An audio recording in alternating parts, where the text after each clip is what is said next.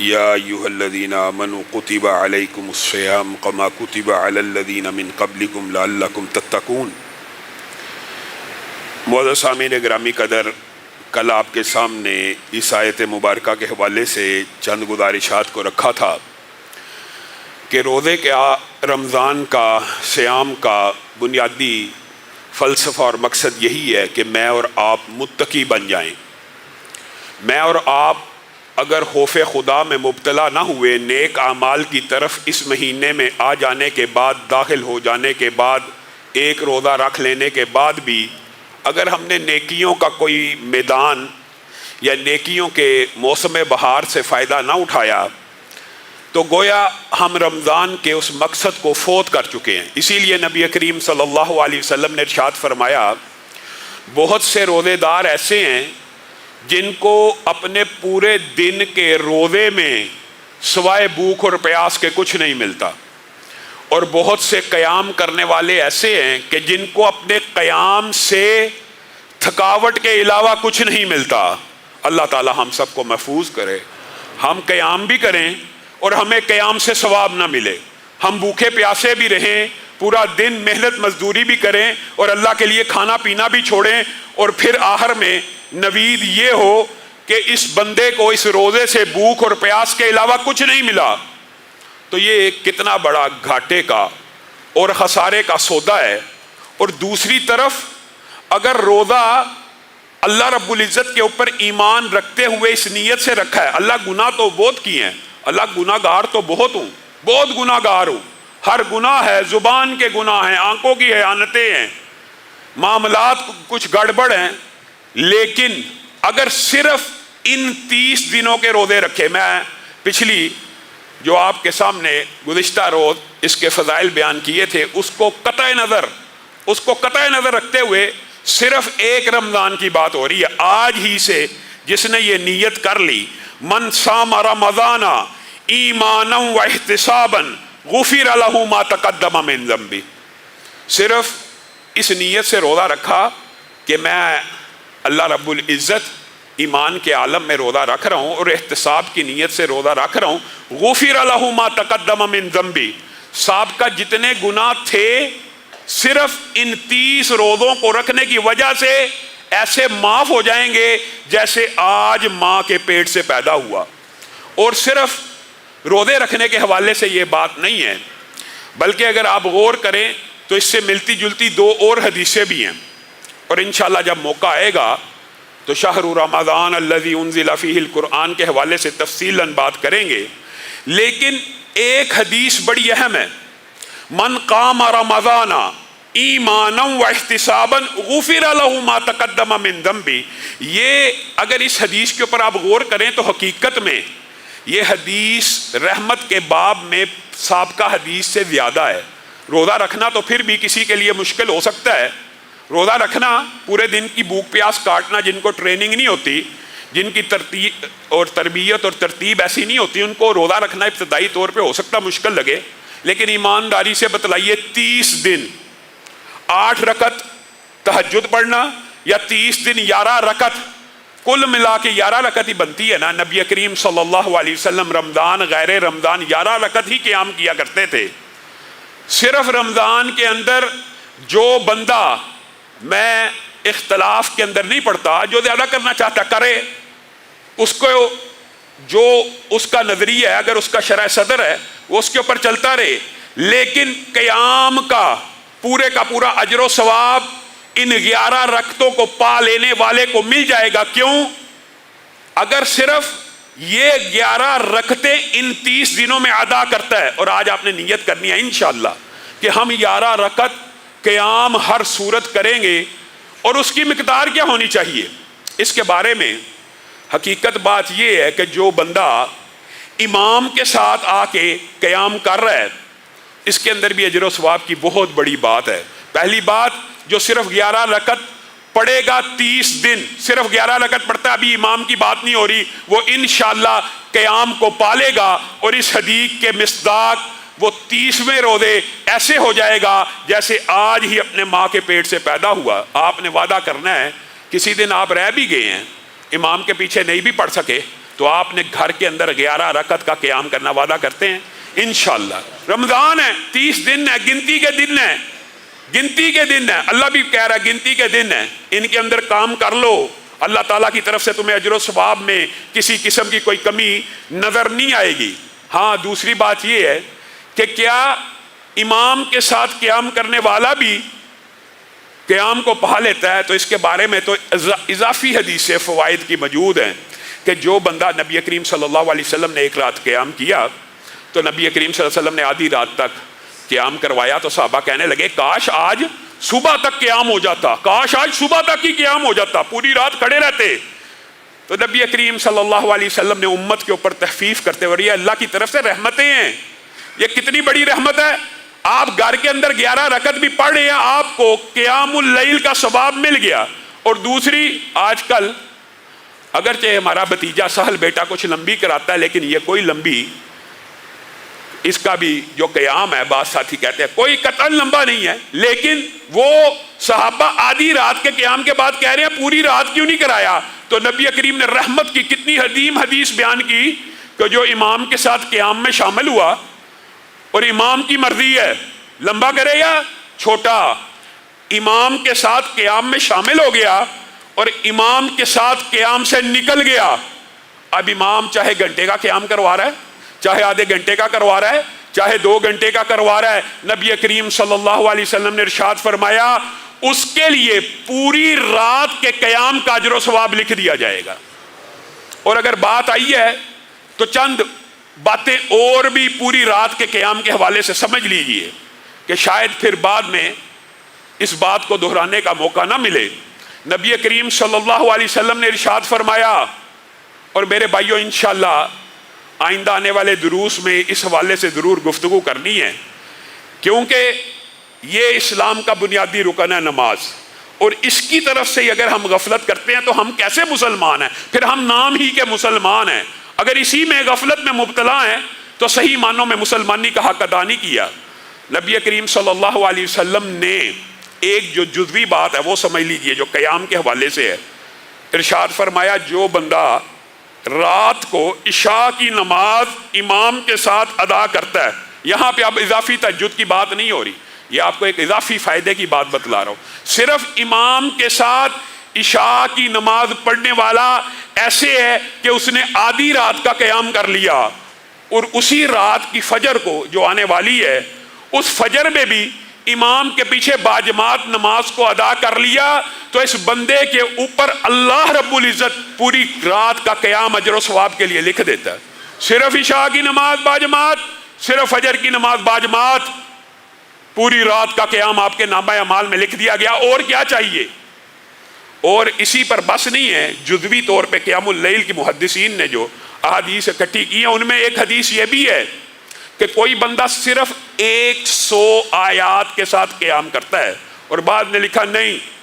صرف تلاوت کر لے، لیکن حقیقت یہ ہے کہ 100 آیتوں کے ساتھ جو بندہ قیام کرتا ہے، اور 100 آیتیں اگر آپ 30ویں اور 29ویں پارے میں چلے جائیں آپ کے سامنے پہلے کئی مرتبہ رکھ چکا ہوں، اور انشاءاللہ قرآن پاک کے جب مضامین شروع کریں گے وہاں پہ مفصل طور پہ رکھیں گے، 29واں اور 30واں پارہ اگر آپ ان کی آیتوں کی تعداد گنے کتنی بنتی ہے؟ 1000 سے زائد آیتیں بنتی ہیں 29ویں اور 30ویں پارے کی، 1000 سے زائد آیتیں۔ اور نبی کریم کی یہ حدیث بھی صحیح ہے کہ جس نے 1000 آیتوں کا قیام کیا اس کے مقدر میں ایسا خزانہ لکھ دیا جاتا ہے کہ زمین و آسمان جمع ہو جائیں، اس خزانے کی قدر و قیمت کو ادا نہیں کر سکتے۔ پھر کسی دن آپ اٹھا کیجئے، رمضان کی راتیں ہیں، موقع ہے، 2 رکعت میں 2 پارے پڑھنا کیا مشکل ہے، 1000 آیتوں کا قیام بھی ہو گیا، لیکن جو حدیث آپ کے سامنے رکھ رہا ہوں وہ صرف 100 آیتوں کے بارے میں ہے۔ جس بندے نے صرف 100 آیتوں کا قیام کیا اس کے نامہ اعمال میں پوری رات کا قیام لکھ دیا جاتا ہے، پوری رات کا قیام۔ اور اسی پر بس نہیں ہے، ایک اور حدیث بھی اسی فائدے کے حوالے سے موجود ہے، سورۃ بقرہ کی آخری 2 آیتیں جس نے پڑھی وہ پوری رات کے لیے کافی ہو گئی، اور اس کفایت کے مقصد کے نیچے محدثین نے لکھا گویا پوری رات کا قیام اس کے نامہ اعمال میں لکھ دیا گیا۔ من قام رمضان ایمانا و احتسابا، غفر لہ ما تقدم من ذنبی، جو صرف ان تین آپ نے اب یہ اپنی تربیت اور اصلاح کرنی ہے، ٹریننگ کرنی ہے، ان چاروں حدیثوں میں سے جو چار کے چار اعمال پوری رات کے قیام کے نبی کریم نے آپ کو بتا دیے، ایک بھی مس نہ کریں، ایک بھی مس نہ کریں۔ آئیں عشاء کی نماز پڑھیں، آدھی رات کا قیام، امام کے ساتھ قیام میں شامل ہوں، امام کے ساتھ سلام پھیر کے نکل جائیں، پوری رات کا قیام، فجر کی نماز پڑھیں، پوری رات کا قیام، 100 آیتوں کے ساتھ قیام کریں، پوری رات کا قیام، سورۃ بقرہ کی آخری 2 آیتوں کی تلاوت کریں، پوری رات کا قیام۔ من قام رمضان، تو کیا اس حدیث کا اجر و ثواب آپ کو ملے گا کہ نہیں؟ من قام رمضان ایمانا واحتسابا غفر لہ ما تقدم من ذنبی۔ اور پھر آپ حیران رہ جائیں گے، اللہ رب العزت نے رمضان کے اندر بھی اجر و ثواب دینے میں کسی قسم کی کوئی کسر نہیں چھوڑی۔ اور حقیقت بات یہی ہے کہ رمضان کو یہ فضیلت اگر ملی، رمضان کو یہ اعزاز اگر ملا، بعض مفسرین نے تو بڑی عجیب و غریب اور ادبی پیرائے میں ان باتوں کو لکھا کہ یہ قرآن جس بستی میں اترا اس کو اللہ نے ام القریٰ کہہ دیا، وہ بستیوں کی سردار بن گئی۔ جس زبان میں اترا وہ زبان زبانوں کی سردار بن گئی۔ جس نبی پہ اترا وہ نبی نبیوں کا سردار بن گیا۔ جس ماہ میں اترا وہ مہینہ ماہ و سال کا سردار بن گیا۔ اور جس رات میں نازل ہوا وہ رات 1000 مہینوں سے بھی افضل ہو گئی۔ بتائیے یہ قرآن کی برکت ہے، یہ قرآن ہی کی بنیادی طور پہ برکتیں ہیں۔ اور انشاءاللہ قرآن کے حوالے سے اپنی گزارشات کو آئندہ آنے والے دروس کے اندر جب موقع آیا مفصل انداز میں بیان کریں گے۔ لیکن آپ ذرا غور کیجئے، یہ جو 1000 مہینے سے بہتر رات ہے، اس کے بارے میں آپ مجھ سے علماء سے سوال کرتے ہیں کون سی ہے، کون سی ہے؟ عجب بات ہے، دکھ کی بات ہے۔ اور بھائی 10 کی 10 راتوں کو اگر قیام کر لو گے، من قام لیلۃ القدر، یہ تو پورے رمضان کے قیام کے بارے میں تھی نا، 30 کے 30 دن 11 رکعت پڑھنے والے کو وہ اجر و ثواب ملے گا کہ گویا آج ماں کے پیٹ سے پیدا ہوا۔ لیکن جو صرف آخری 10 راتوں کا قیام بھی کر لے گا، غفر لہ ما تقدم من ذنبی، اللہ اس کے بھی گناہوں کو معاف کر دے گا۔ اور یہ کیوں ہے؟ یہ کیوں ہے؟ اللہ تعالیٰ نے یہ مختلف اپرچونٹیز کیوں رکھی ہے؟ ہو سکتا ہے کسی دن بندہ بیمار ہو گیا ہے، کسی دن انسان امام سے پیچھے رہ گیا، کسی دن قیام نہیں کر سکا، تو پھر آخری 10 دن پھر موجود ہیں۔ ویسے تو نبی کریم صلی اللہ علیہ وسلم رمضان کے اندر قبر کو کستے تھے، اپنے گھر والوں کو اٹھاتے تھے، لیکن آخری 10 دنوں میں پھر سونے بھی نہیں تھے دیتے۔ آج میں اور آپ رمضان آ چکا ہے، یہ راتیں قیمتی ہیں، اصولی طور پہ ہمیں چاہیے کہ ہم اپنے بزرگوں کو، ان ساتھیوں کو جو کاروبار میں ہمارے ورکنگ ہینڈز ہیں، ان کو اتنا موقع تو میسر کریں کہ اب وہ اپنے رب کو راضی کریں۔ آپ نوجوان ہیں، آپ کچھ اپنی ذمہ داریاں اٹھائیں اور ان راتوں کو اللہ کے لیے خاص کر لیں میرے بھائیوں۔ قل هل ننبئکم بالاخسرین اعمالا الذین ضل سعیہم فی الحیاۃ الدنیا وہم یحسبون انہم یحسنون صنعا، کیا تمہیں یہ نہ بتلاؤں کہ سب سے گھاٹے کا سودا کس نے کیا؟ اور ویسے والا اثر میں یہ گھاٹے کا سودا ہر انسان کے لیے ہے، ہر انسان ہی خسارے میں ہے، مگر ایمان لانے کے بعد عمل صالح کرنے والے اور ایک دوسرے کو نصیحت کرنے والے، صبر کی اور حق کی، وہ مستثنا ہیں۔ لیکن قل هل ننبئکم بالاخسرین اعمالا، جن کے اعمال خسارے کے ہیں، گھاٹے کے ہیں، الذین ضل سعیہم فی الحیاۃ الدنیا، جو ساری زندگی دنیا ہی کی زندگی کے پیچھے بھاگتے رہتے ہیں، وہم یحسبون انہم یحسنون صنعا، اور وہ گمان کرتے ہیں ہم بڑا اچھا کام کر رہے ہیں، بیوی بچوں کا پیٹ پال رہے ہیں، بڑے عمدہ کاموں میں لگے ہوئے ہیں۔ اللہ کہتا ہے یہی وہ لوگ ہیں جو ہماری آیتوں کا انکار کرنے والے ہیں، اور ان کے اعمال کو میں ضائع کروں گا۔ گویا یہ اعمال کرتے تھے، گویا یہ مسلمان ہی تھے، گویا یہ ایمان والے ہی تھے، لیکن دنیا کی پریورٹی، دنیا کو اپنی پریورٹیز میں دین سے آگے رکھا ہوا تھا، اور یہ گمان کرتے تھے ہم بڑے اچھے اعمال کرتے ہیں۔ فلا نقیم لہم یوم القیامت وزنا، ان کا کل قیامت کے دن نامہ اعمال ہی تولا نہیں جائے گا، میزان ہی قائم نہیں کیا جائے گا۔ میزان قائم ہوگا تو حساب ہوگا نا نیکیوں کا اور برائیوں کا۔ اگر کسی بندے کی سوچ اور نیچر ہر معاملے میں یہی بن گئی ہے، دنیا کے پیچھے بھاگنا، یہ اسلام میں درست ہے، لیکن ایک لمٹ تک۔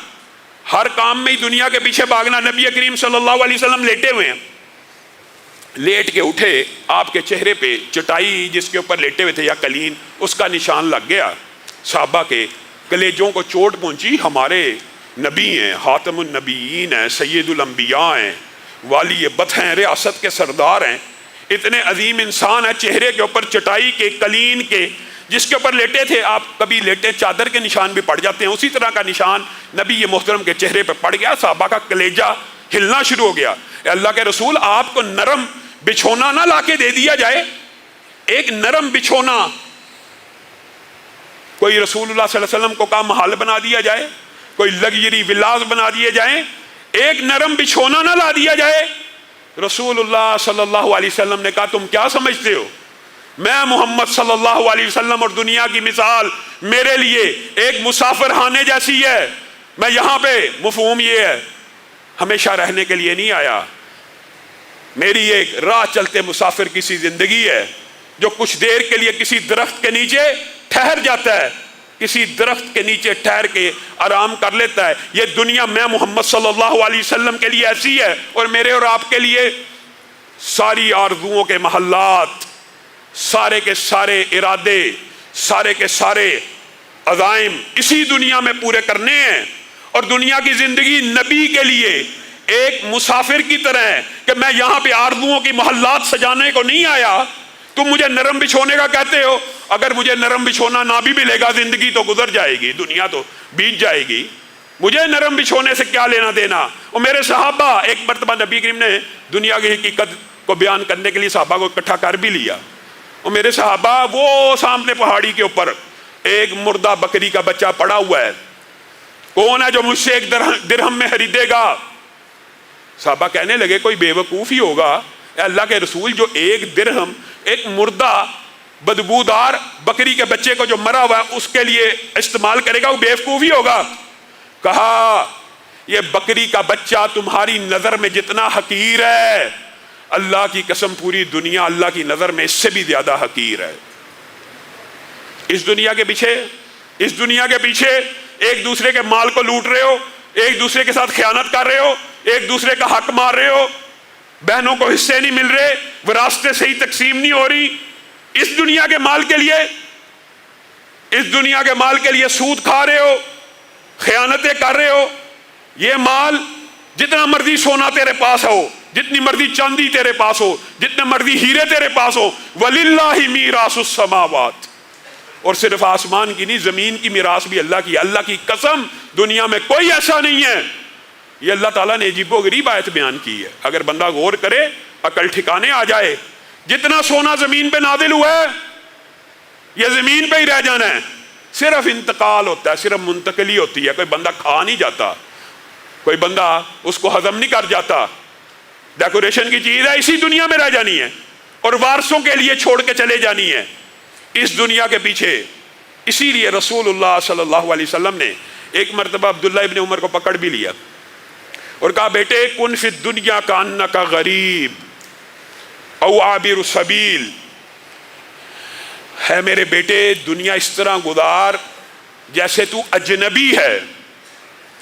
یہاں پہ جو اجنبی کا ترجمہ ہے اس کی صحیح ٹرانسلیشن شاید علماء بھی آپ کو نہیں سمجھا سکتے،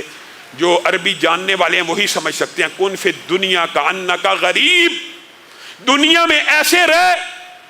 کہ نہ تو دنیا کو جانتا ہو اور نہ دنیا کو تیرا پتا ہو۔ یعنی اس سے ایک مفہوم یہ بھی نکلتا ہے کہ دنیا میں اجنبی بن کے رہ، اور ایک مفہوم یہ بھی نکلتا ہے کہ دنیا کے پیسے کی نہ تجھے ہوس ہو، نہ دنیا کو تیرا پتا ہو، نہ تجھے دنیا کا پتا ہو، یا ایک مسافر کی طرح گزار لے کہ جس کے پاس دنیا کا کچھ سامان تو ہوتا ہے کہ زندگی بسر کرنی ہے، بس۔ اور پھر عبداللہ ابن عمر کہا کرتے تھے، نبی کریم کی یہ حدیث بیان کر کے نا وہ کہا کرتے تھے کہ میں کہتا ہوں جس دن کا سورج طلوع ہو جائے اس دن یہ انتظار نہ کرنا کہ آج شام بھی دیکھنا نصیب ہوگی، اور جو سورج غروب ہو جائے پھر کبھی یہ نہ سوچنا کہ کل صبح کا دن دیکھنا بھی نصیب ہونا ہے۔ یہ جو نصیحت ہے کا انداز ہے، اس کے اندر کیا حکمت ہے، یہ کیسا انداز ہے کہ عبداللہ ابن عمر یہ کہا کرتے تھے سمجھنے والے سمجھ جاتے ہیں اس کے اندر کیا حکمت اور دنائی کی بات پوشیدہ ہے۔ وہ یہ ہے